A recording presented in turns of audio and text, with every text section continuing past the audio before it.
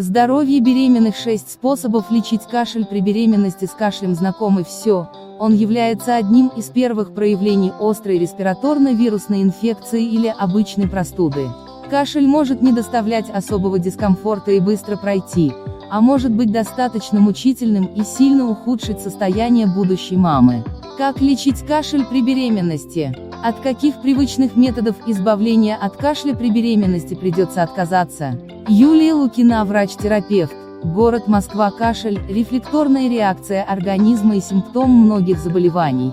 Первоначально функция кашлевой реакции защитная – вывести с мокротой болезнетворные микроорганизмы. Как правило, кашлевый рефлекс возникает в результате раздражения нервных окончаний, так называемых кашлевых рецепторов, в дыхательных путях.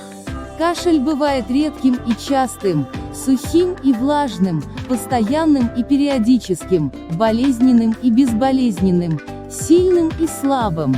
При беременности кашель, как правило, обусловлен либо острыми респираторными инфекциями ОРВИ, ОРЗ, либо наличием хронических заболеваний.